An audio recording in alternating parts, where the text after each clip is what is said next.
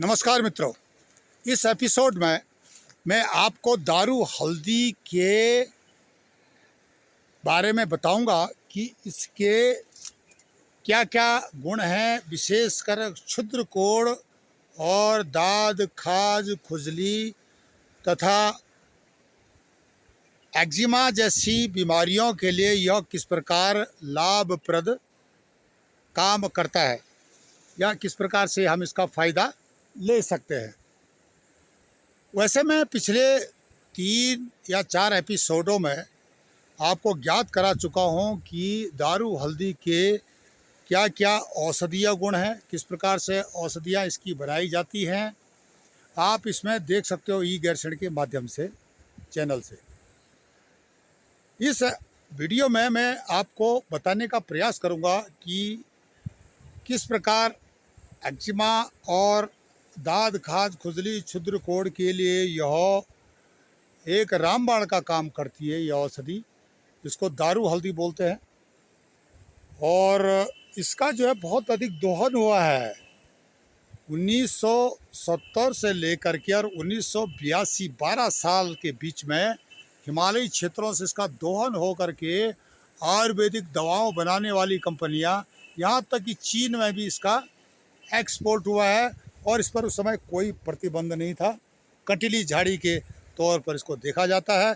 वर्तमान में काफ़ी कुछ वन नियम या जड़ी बूटी अधिनियम बन गए हैं ताकि इनका जो है दोहन ना हो और यह अमूल्य औषधीय पौधा जो है बचा रहे हिमालय में। विशेषकर पूर्वी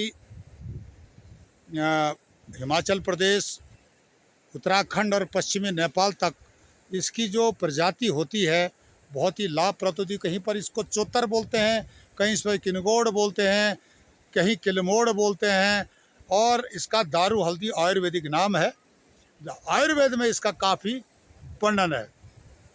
हिमालय में इसके जो है अनेक प्रजातियां हैं जिनके अनेक औषधीय गुण हैं, अलग अलग गुण हैं। जैसे कि ये है एक सुपर दारू हल्दी बोल सकते हैं हम इसको। इसके छिलके निकाल करके उबाले जाते थे और उससे जो है कोढ़ी जो है या जो क्षुद्र कोढ़ जिसको हो जाता था वो लाभ लेता था।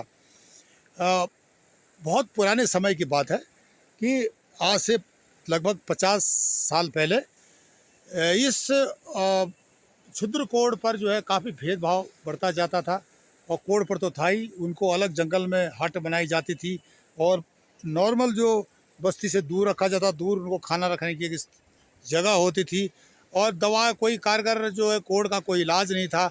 उस समय यह अपनी अहम भूमिका निभाता था दारू हल्दी। इसके पत्तों को तांबे के बड़े बड़े पतीलों में उबाल करके और उसके बाद जो कोढ़ी स्नान करता था तो इस प्रकार से उसके जो कोढ़ में जो है फ़ायदा मिलता था और कई लोग, अधिकांश लोग ठीक हो जाते थे। आज मॉडर्न मेडिसिन्स काफ़ी बन गई हैं, विशेषकर आयुर्वेद में है, चाहे एलोपैथी में या दूसरे क्षेत्रों की जो औषधीय पद्धति में है, जो चिकित्सा पद्धति में है, अनेक दवाओं का आविष्कार हो गया है। तो लोग आज जो है उतने परेशान नहीं हैं। समय था जबकि वैद्य लिमिटेड थे, गिने चुने होते थे। आयुर्वेद के सिर्फ ज्ञान किताबों तक था। अंग्रेज़ों ने काफ़ी हद तक आयुर्वेद को प्रतिबंधित कर रखा था। आज भी आयुर्वेद के साथ भेदभाव होता है, परंपरागत वैद्यों के साथ भेदभाव होता है और जो जानकार लोगों की तो कमी है ही, पर लेकिन जो अनजान है, झोला छाप आयुर्वेद डॉक्टर भी मैदान में कूद पड़ते हैं, झोला छाप वैद्य भी मैदान में कूद पड़ते हैं, जिसके कारण कि यह प्राचीन भारतीय चिकित्सा पद्धति को बहुत नुकसान हुआ है।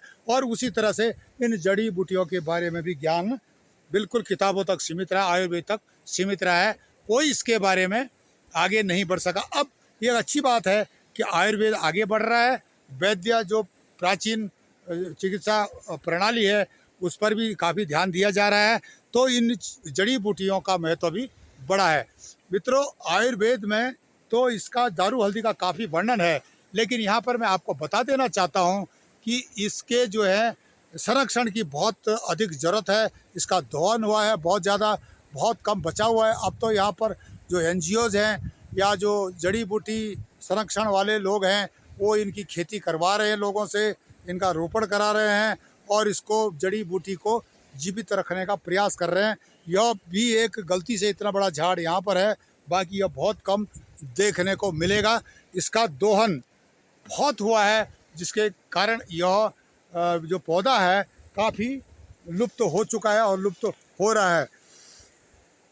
आप हमारे चैनल ई गैरसैंण को लाइक करें, सब्सक्राइब करें। आपको नई नई जानकारियाँ हम देते रहेंगे, ये जो हिमालय की जड़ी बूटियों के बारे में, और याद कराएंगे कि किस प्रकार हम समाज को इन जड़ी बूटियों से लाभान्वित कर सकते हैं ताकि समाज निरोगी रहे। तब तक के लिए नमस्कार, धन्यवाद।